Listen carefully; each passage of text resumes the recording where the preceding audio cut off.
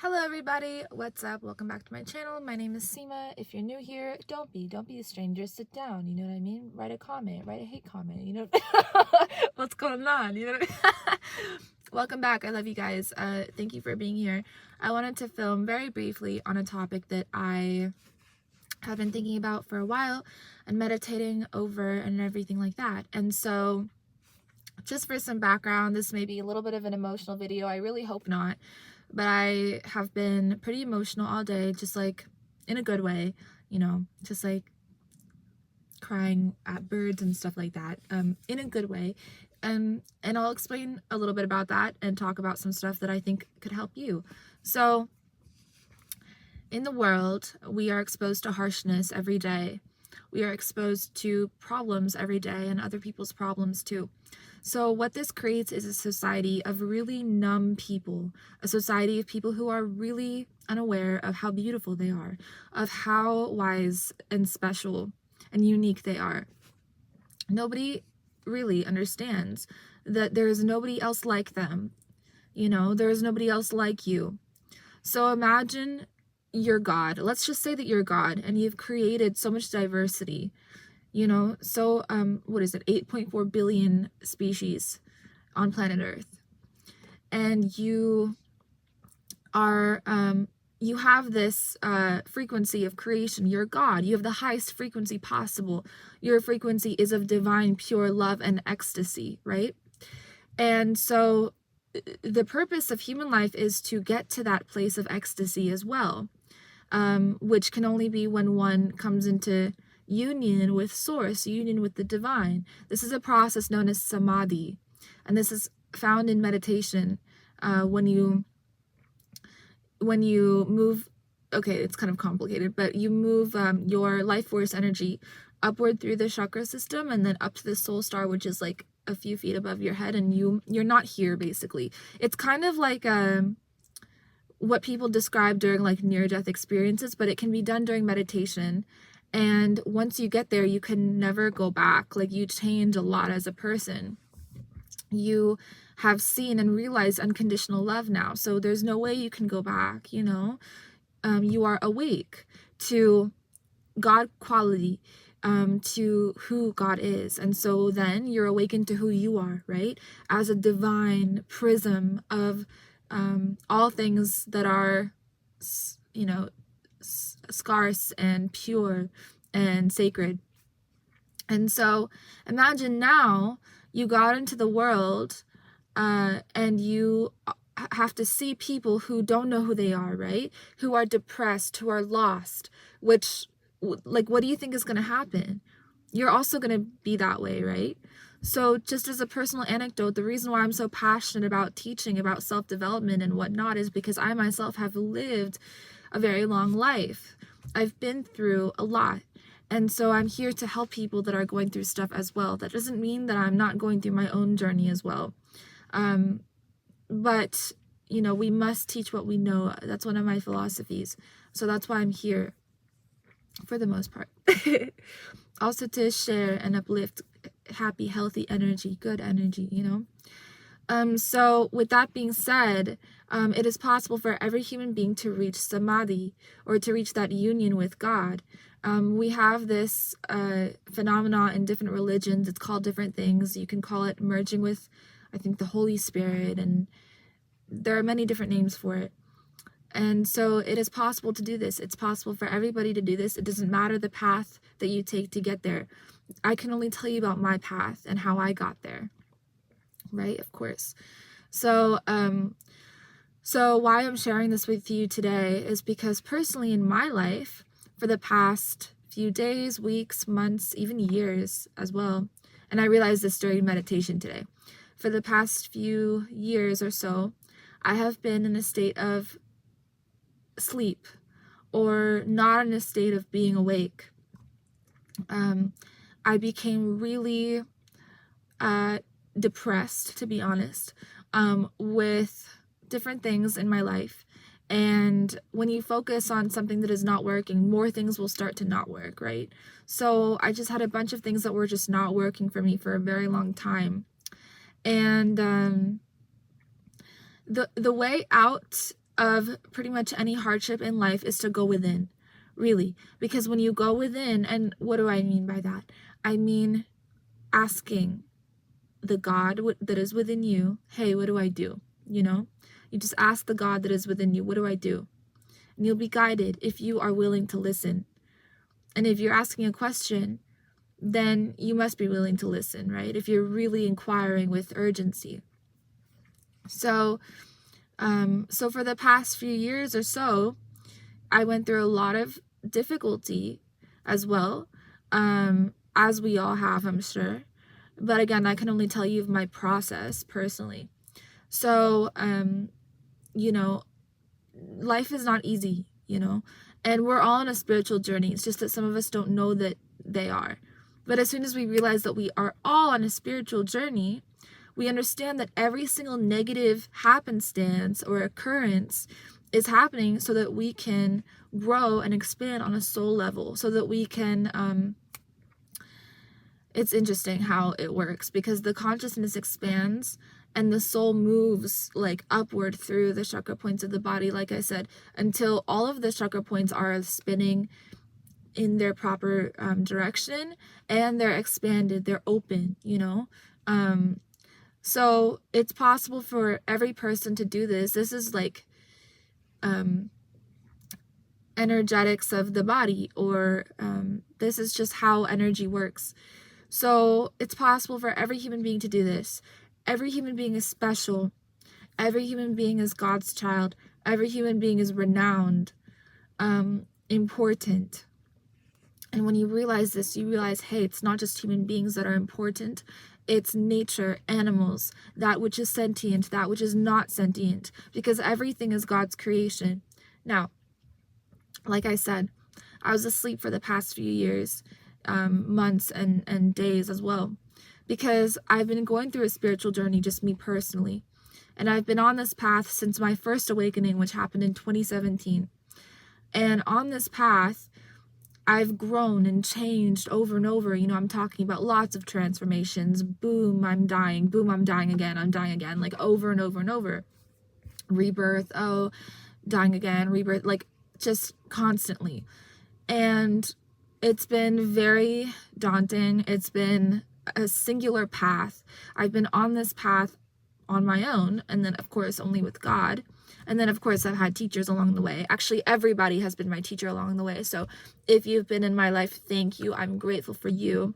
And I'm hoping that my videos can do something for you in any way possible. I ask that people who watch me take good things from me. That is my hope. And if you are resisting in any way, anything I'm saying or anything like that, I just ask that you can take good things from me, basically, you know, and that I can help you. That's my intention. That's why I'm here. So over the past few years, I've been going through my spiritual process. And so I've been thinking, okay, am I healing? Am I healing? Am I healing? You know, I'm trying to build this coaching business because that's what I've been really working on. I'm trying to build this coaching business. Oh, I'm depressed. It's not working, you know. I don't know what to do. And then I'll listen to other people's opinions about money, or other people's opinions about what I should do, or etc. And so my progression has been really fluctuated, you know, fluctuating back and forth for a few years. But actually, that's how time is, because time is not linear. We can sit anywhere we want with our focus, but that's a different story. Basically, like whatever you focus on, you can travel there, and you can expand it and shift timelines like really quickly, and also many different timelines in a short period of time. In a short period of human time or linear time. So like you can travel like 4 or 5 different spaces of being, or dimensions, or lifetimes, or timelines within a few days if you change your focus and your focus point a lot. But most people don't, because most people are ingrained in their habits, and they're ingrained in their mental habits as well, and mental patterns as well. And so that's why the way to break these habits of thinking and these mindsets that you've been having, maybe even for years, maybe even for your whole life, is through meditation. Because when we meditate, we escape the multiverse, so to speak, or we escape, how do I explain this in a way that people will understand? When we meditate, we are not sitting inside time anymore, but we are sitting on top of time. So time is suspended under us. So we are merging once more with our soul. We are sitting once more with our soul. So we are escaping or leaving the current timeline that we have been on. So if you want to change the timeline you're on, you just meditate. Now, this can be any issue in your life that you're having. Let's say you're having a health issue. Let's say you're having a problem with your relationships or self-worth issues. Anything. Any violation of spiritual law, basically. Because what did we say? We said that God sees and has created everybody perfectly for their own karmic path, right? So none of us are lacking in any way. So when we are indulging in depression, or even indulging in addiction, or indulging in stagnancy, like these thought patterns that happen for years, continue for years, when we sit there, all of these things are a violation of spiritual law, because spiritual law says change, move, evolve. Things in nature that are stagnant develop mold, right? So change, move, evolve on a spiritual level, on a soul level. And the way to do this is to face your experiences and to study your life and to sit with your experiences and to become very sensitive, to actually work towards becoming very sensitive so that you can become awake, and not be sleeping in this endemic dream that people are sleeping in this material world. We have forgotten who we are due to repetitive contact and association with matter, including the body. Because when we associate ourself, capital S when I say self, when we associate ourself with matter, including the body, we forget who we are, right? We think that we are this, we think that we are this, we think that we are what we do, but we're not. We are the Jiva Atma. We have a direct spiritual umbilical cord to Vishnu, to God, that is not broken. And at the time of death, this will be seen and realized. But the whole purpose of human life is to attain death before dying, right? To attain samadhi, which is essentially, you merge with God. So it's like, it's a lot like dying, but it's not. The whole point and purpose of human life is to attain samadhi while still being in the physical vessel so that we can live the way God has intended for us. Jesus Christ says in the Bible that man has the power, the ability to create heaven on earth. And the kingdom of God is within man. This is true for every person. And forget religion, forget dogma, forget separation, forget dichotomy, forget contradiction. All of these things that you've been taught about God is not true. It's not true. Today, I was sitting in meditation. I was in a trance, and I had the urge to look up one of my old spiritual mentors online. And so I did, and I saw him on his Instagram with his wife and his child, which was so sweet to see. And it just made me cry. Everything made me cry today, but it was so sweet to see. But the caption said, he said, "I'm grieving a loss of my family members, but luckily my wife and my kid have made the healing journey or the healing process a lot faster." And suddenly, like lightning, it was like the universe started screaming at me and saying, "Seema, look, this is a spiritual teacher. This is your spiritual teacher who knows me," God is saying, right?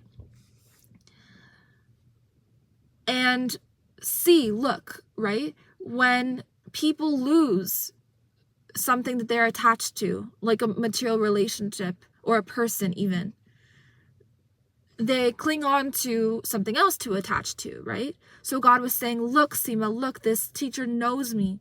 He knows me, and yet still Every human being is privy to attaching themselves to matter and to material relationships, right? Which can be spiritual. If the focal point is God, then yes, they can be spiritual because they're aiding in your spiritual progression and they're nurturing that soul evolution. But most relationships are materially based. So this is just the truth. Because why? Because we're in different bodies. We're in different bodies. We have matter that is coding us, right? We cannot help it. In no way can two souls be in one body. So that just goes to show you that everybody's on their own individual path anyway. And the time of death will come for each individual person anyway in a different way and at a different time period. So prepare for the time of death. Like, that's the point and the purpose of human life, because we're being carried with our physical vessel ultimately to that meeting point, or that ending point. It's not an ending point, it's a meeting point, to merge once more with source, with the divine. And what happens at the time of death is up to you. It's actually up to us. It's where our consciousness is sitting at the time of death, and that will take us further. It just makes logical sense, you know. Whatever you're energetically focused on will expand, and same is true at the time of death. So that's why it's prescribed in the Gita to focus on Krishna. Think of Krishna at the time of death. Imagine Krishna, right? Speak Hare Krishna, like chant his names, because you want to go to the highest possible point of existence at the time of death. You don't want to take birth in, like, there are many realms in which you can take birth within, by the way. I mentioned there are 8.4 billion species on planet Earth. To be born as a human being is very lucky. No minute in your life should be unaccounted for. You should be grateful for every moment in your life. This is very important. And this is an urgent message from me to you, because I myself have struggled with so much depression and so much pain and so much hurt, self-inflicted and inflicted from others, but self-inflicted, because we only inflict pain upon ourselves. We only have the power to hurt or heal ourselves. No other person can harm or heal you unless you allow them to, right? So I've been through the ringer. I've been through a lot of life. Yeah, but at the same time, I was just reborn again today, because I decided that, and because we can decide that, you know? So you see what I'm saying? And in any way we can decide this rebirth, by the way. It could be mental, it could be emotional, it could be spiritual, it could be, again, with the thought patterns I was describing. Really quickly, if you want to reprogram your mind, the whole way to do that, and the fastest way to do that, is through spiritual evolution, you know? Same thing with anything. You want to make a lot of money, spiritual evolution, because the matter will mimic the spirit. Whatever the spirit does first, whatever the energy is first, the quality of the energy, or the nature of the symbiosis of the energy, the matter will copy, or the matter will replicate. So you want to be healthy, feel good. And the best way to feel good is to feel spiritually good. Feel spiritually good on a soul level. True, real ecstasy, which you will find within meditation on the Supreme. And I know this for a fact because I do this all the time. You will not believe that, you know, I'm brought to tears every time by his rasa, you know what I mean? Like, by the sweetness that is involved in communication, and also communion and conjoining with him, with God. There's so much purity that is existing. There's only purity actually that exists. It's just that everything in the material world is dual. D-U-A-L. It's dualistic. It's split. It's removed from oneness. It's not echoing truth, because we live in Kali Yuga. We live in an age of separateness, or separation, where human beings think that they are separate from God, separate from each other, separate from... No. You are pure energy. You have a spiritual umbilical cord to source. And so you are directly connected to source consciousness, to God. And so is every other person. Does not that make you equal? Of course that makes everybody equal. So I remember when I was like 6 or 7 or something, for the first time I heard the concept of race and racism. I was maybe a little older, actually.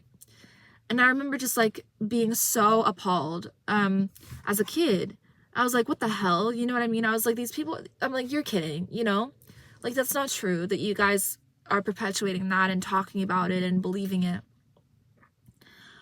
But it is there. It is a program that is instilled upon this planet for the purpose of enslaving the human mind and creating division within human beings, and also creating false implants of programming by which people can separate themselves from other people and not realize their truth. If you want to see God, look in the eyes of another person. And if you really want to see another person, look at God. Look at who God is. We are very pure. There's nothing that is wrong. Any guilt or upset or depression or anything that you have, do the work to heal it, because it doesn't belong there. It is a violation of spiritual law. And when you violate spiritual law within your home, you will receive, first of all, the consequences of that violation immediately, very quickly. And then those consequences will breed more consequences because you're focusing on the consequences. That, oh, hey, I'm messing up in this area, or, oh, why can't I get this right? Or comparing yourself to other people, that is just mental programming that has been put upon human beings for the purpose of slavery and control. And I'm being very honest with you. There's a lot of slavery and control that is happening every minute of the day. Every minute of the day. You have a device with you, you're being programmed. Even if you don't, you're being programmed. Those who are truly free are animals, and those who exist in natural environments. But even in third world countries, people are not free because they do not have the basic sustenance required for human, for human survival. What to speak of spiritual evolution, right? That is why it is important that if you have money, that if any one of us has money, that later in our lives, we do anything and everything we can to make sure human beings are cared for physically and spiritually. We are brothers and sisters. And this is something that has been purposefully removed from the mental agreement of humanity for the reason, like I said, of slavery and control that was introduced by the dollar bill. That's it. And so it is time that we understand that we've been lied to in every way possible. There's no such thing as slander. There's no such thing as gossip. There's no such thing as evil. Evil does not exist. It destroys itself. It needs to constantly be eating. So it's going to eat its own tail until it becomes nothing and disappears. Do you understand what I'm saying? There is no antithesis to God. God creates any antithesis possible. There's no fear that exists. There's no such thing as fear. And if you're afraid of something, it's because you're not in union with who you are.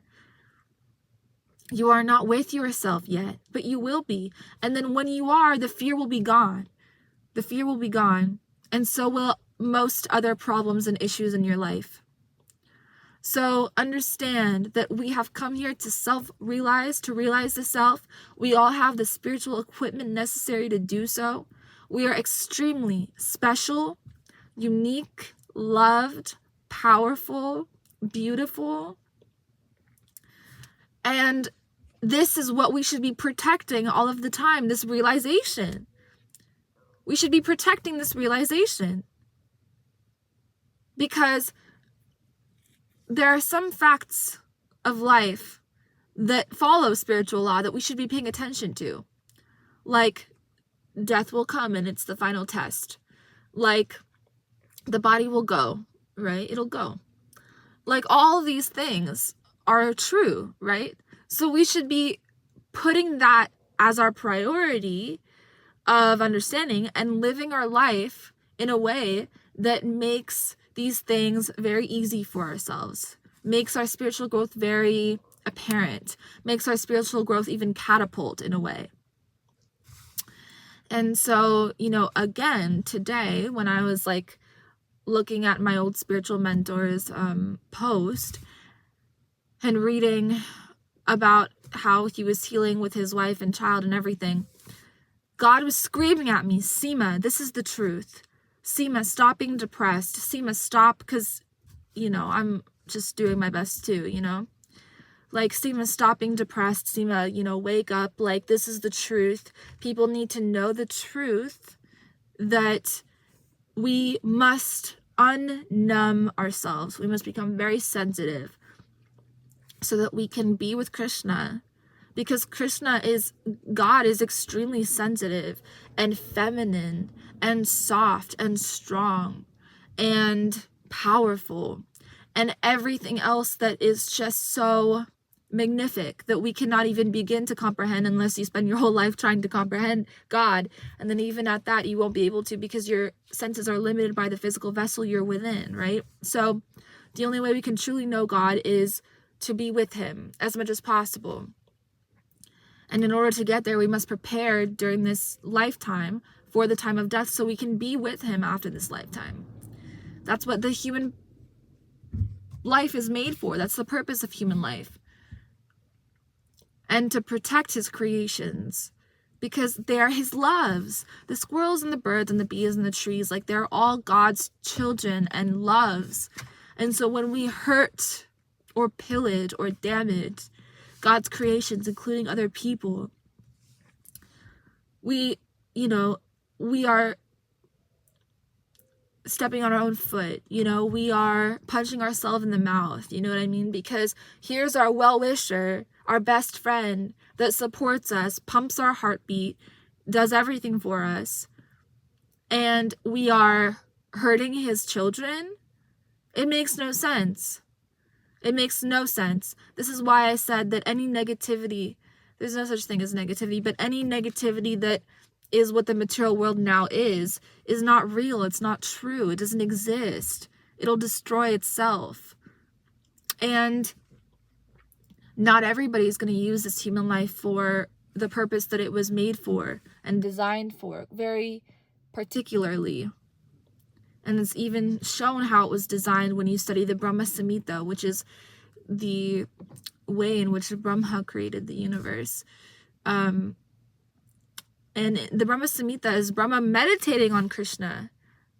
Brahma had to meditate on Krishna and Krishna's flute. And through, this is like maybe very far out for some people, but if you're here, just listen because you already made it this far. Brahma sat and meditated on Krishna's flute, and with the music, everything is vibrational. Everything is made of sound vibration. With the music, Brahma was reciting shlokas, okay, or reciting verses of Govindam Adipurusham Tamaham Bhajami. So Krishna, just giving obeisances basically to Krishna and offerings and praising. So in this way, the universe was created slowly. It's a multiverse, actually. The multiverse was created slowly, slowly, slowly. And if you study the Puranas or Vedic texts, you'll see that they are bubbles. Like, each universe is a bubble.